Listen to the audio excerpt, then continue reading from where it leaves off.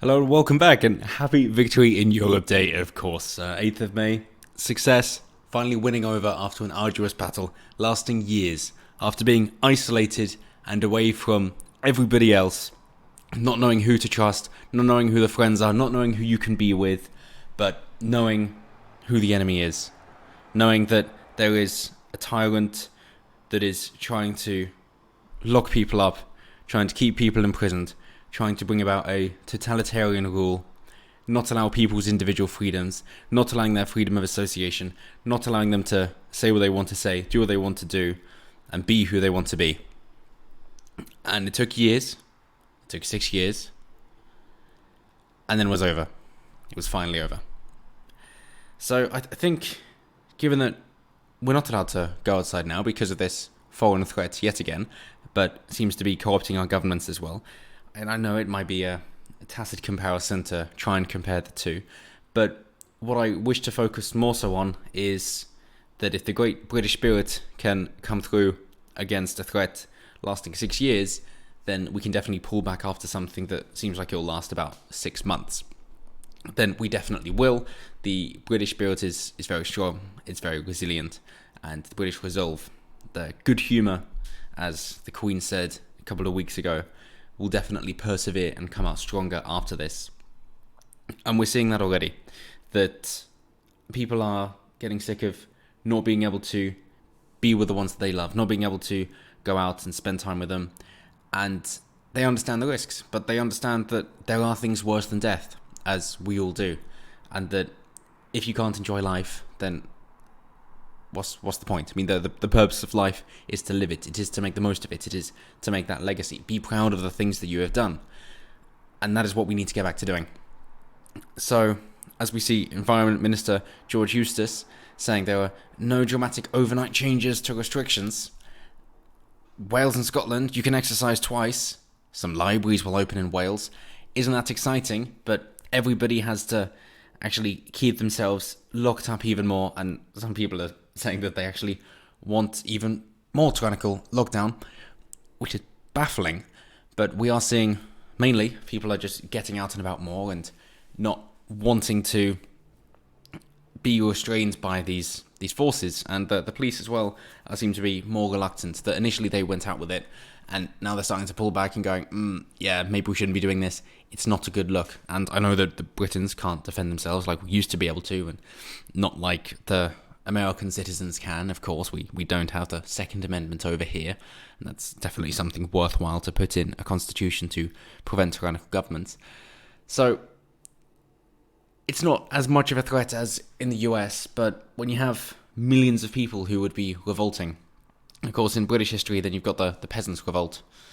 And, of course, you can tie that in with the Black Plague as well, saying that you've got an illness, you've got peasants revolting, because there are so few people that they're then driving the wages up, because the peasants, the regular folk, are in much higher demand, because things were taken for granted that, that'll definitely be done.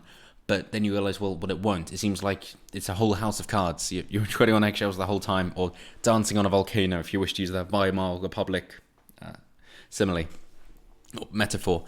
So it's a similar situation, and if history teaches us anything, it's how people respond en masse. The mob psychology, mob mentality is very predictable. So that's kind of what we're looking at here.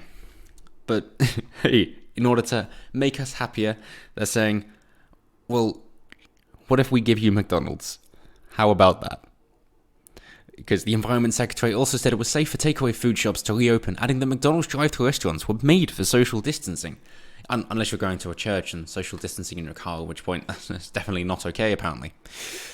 And many high street chains, including McDonald's, Greggs and KFC, chose to shut their doors during the lockdown, although some have begun the process of reopening.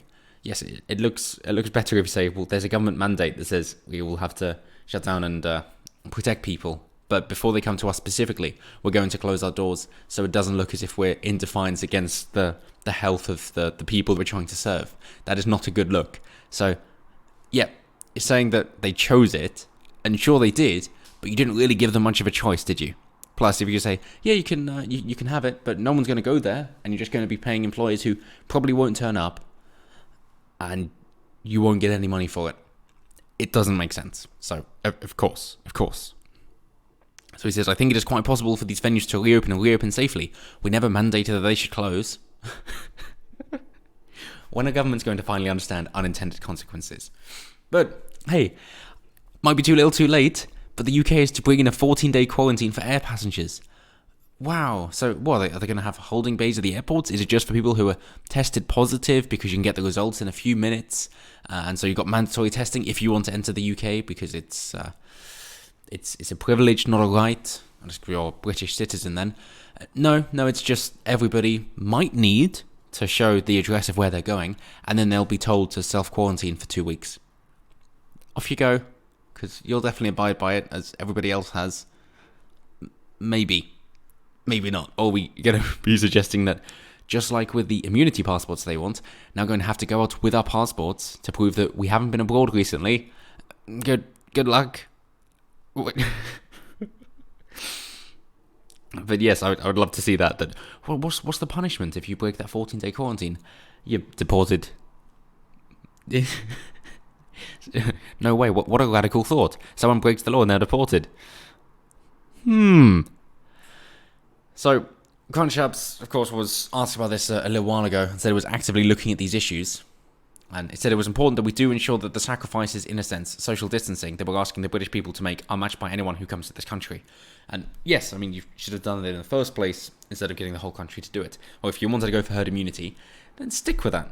And of course, when it comes to immigration or foreigners visiting, we mustn't forget the ethnic minorities. Don't you know, they are the ones that are bringing us healthcare. They're helping jobs, they're boosting the economy, and if it wasn't for them, then our NHS would clearly have gone under, because they're the frontline workers, and they're just basically ubermensch, and they're able to keep us all safe while we all live in fear.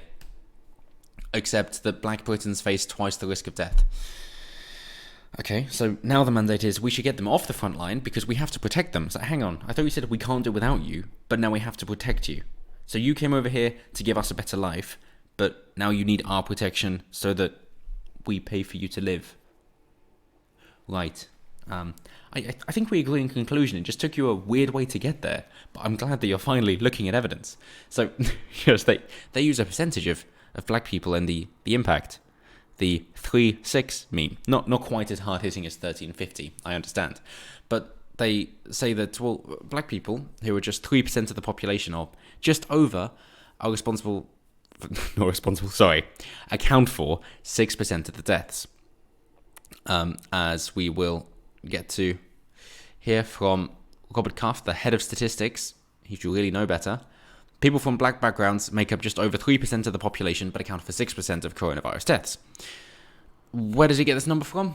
Well, he gets it from the census, of course, the 2011 census, which is about 10 years old now, which is where the black ethnic groups were at 3.3%. And in case you're wondering, well, how has that changed? Well, we can't know, of course, not yet, and they don't want to include demographics on the next census, but they're going to bloody have to. So from 2001 to 2011, when we're seeing the immigration increase, but it's still increasing, great job Conservative government, who said it wouldn't, that the percentage of the population from a black African background in particular doubled from 0.9% in 2001 to 1.8% in 2011. So that's about half of it. Whereas overall, black population changed from about 2% to just over 3%. So increased by 50% accordingly. So you'd expect it to be about 5% now. But because of exponential increases, you'd expect it to be about 6% now. And 6% is the same rate at which they are dying from coronavirus. So what are their reasons? Because, of course, we can't say there's a genetic difference between people of different races, as we see in several other aspects. It could be fast-twitch muscle fiber, or it could be sickle cell anemia, malaria resistance, that kind of thing. So, no, instead it's definitely socioeconomic problems. And David Lammy weighed in, but who cares about David Whammy? So they bring different things into comparison to say if you're accounting for differences in age and location and deprivation, age, location, socioeconomic factors. What are they? Basically single-parent households that you see from 1960 to the 1990s in America, that the rate of children from broken homes, black children from broken homes went from, I think, 22% to 66%. It tripled in as many decades because you're seeing an increase in social welfare and because women decide that the government is more reliable than a man. They want more men instead of one. It's kind of hypergamy. You can't marry higher than the state, can you? No, of course. So how does this compare across the different ethnicities? Because they love to include that as well. Black, 1.9 times for, this is white women. Bangladeshi, Pakistani, 1.6. India, 1.4. Chinese, 0.8. The Chinese women are safer than the English women. Or white women. Not English. Ugh. Not the indigenous folk. Oh no. And then for men, 1.9, 1.8, 1.3, 1.2, respectively. Very good. The other nice thing to point out in things like this is just how they wish to address it. Like, is it okay to say black again now? Because I know that was racist, and then you had to say coloured person, then it was person of colour, and now it seems to be black, Asian, minority, ethnic, so they're BAME. So I just like the fact that Robert Cuff himself says people from black backgrounds. It's great just how vague you have to get with these things. People from black backgrounds. Do you mean black people? Or do you mean people who come from a dark country? So like the North and South Pole, they're quite bleak and black for half the year. You would say they're quite cold and unforgiving and known for being darker. So is that what you mean? No. Do you mean oil-rich countries? Like black gold? No, you mean black people. But they come from black backgrounds, unless their parents are their backgrounds. Which is fantastic.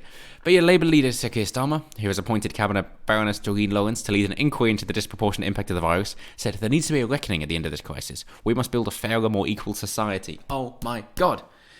Yes, but we have a very different view of it. I would say equal opportunity, and you would say equal outcome.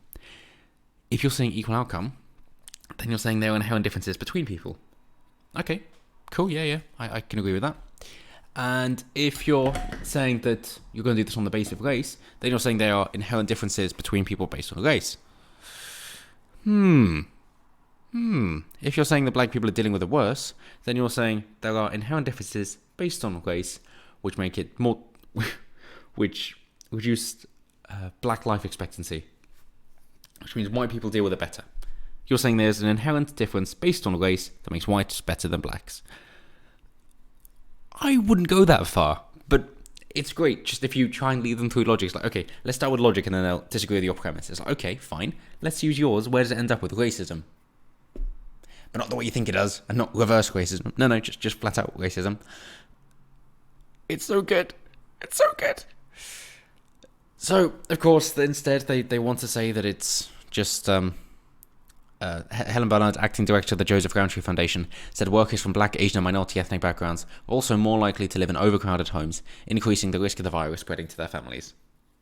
Hang on, you mean that these immigrants from the third world aren't the best and brightest and propping up our economy, but they're actually at the bottom of the ladder and taking the jobs which should be taken for inexperienced people like teenagers or graduates or young people in order to get the experience and work their way up the ladder instead of just staying as those bottom earners. Interesting. And if it is so bad for them, why are they coming here unless their countries are so much worse? It's like when people say, oh, sweatshops are awful. It's like, well, are they? Are they really? I mean, there's a reason why you got things like the phrase rednecks for people who are out in the fields, and the same in centuries gone by, in China now as well, that people who have a greater tan are seen as more working class, and they like longer fingernails because it means you're not working with your hands as much, because you're out in the field, you're digging with the dirt. And it's the same thing out there, because they would much rather be in a sweatshop because they can get 10-15 times the income that they would if they were in the field. That is why sweatshops exist. That is not how they refer to it over there. They refer to it as a fantastic opportunity. And then as more companies go out there to so-called exploit the human labour, they then compete and have to offer better services. It's competition, it's capitalism, both from the employer and the employee. Very straightforward. That for them, the sweatshops are a good thing. And then you try and bring in ceilings and floors in terms of how much they can be paid, and then you fuck it all up. And they basically say, hey, yeah, so we were going to invest in this country, and then put in things in place which would benefit us and by extension benefit you. but because you've decided just to put a cap on it and not allow us to do things, it's not viable, and we're going to go somewhere else instead. Same reason why tariffs very unlikely go the way that they're intended to go. Again, unforeseen consequences that, for whatever reason, politicians just go, this looks good, I can spin it quite easily, very good, let's hope that I never be given any serious criticism whatsoever, otherwise it's going to be shit. So, she said that the UK entered the crisis with a rising tide of low pay, insecure jobs and spiralling living costs. So why is there low pay? Load of workers, not enough jobs. Insecure jobs, same reason. And spiralling living costs, more people than the infrastructure can maintain. What could we do about that? How can we reduce the competition for the jobs and reduce the strain on the infrastructure? Could it be fewer people? So we must ask ourselves what kind of society we want to live in after the virus passes. How about a safe one? How about a trusting one? How about a homogenous one? How about where people have the same values and goals or the ideals? How about that? How about an understanding, compassionate society that has a rich history that we can bring forward as well? How about that kind of society? Wouldn't that be delightful? A Department of Health and Social Care spokeswoman said it had commissioned Public Health England to examine different factors such as ethnicity, obesity, and geographical location that may influence the effects of the virus. It is critical we find out which groups are most at risk so we can take the right steps to protect them and minimise their risk. Unless you're going to say, so basically, black people are worst affected. So everyone else, you can go and do what you want, but we're going to have to contain these black people. It's for their own safety, don't you know, that they're not allowed out in public because they might get hurt.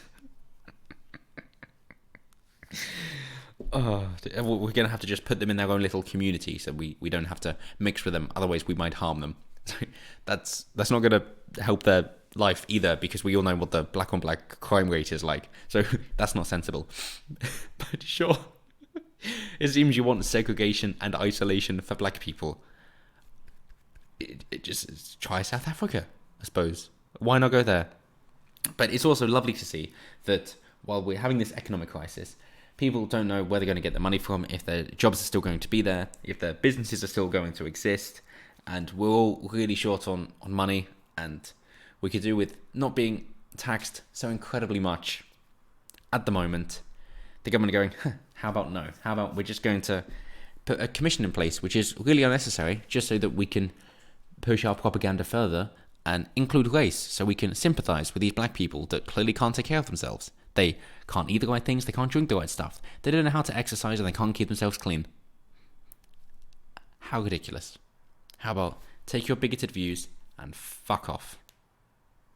But for the rest of you, until next time, have a good one.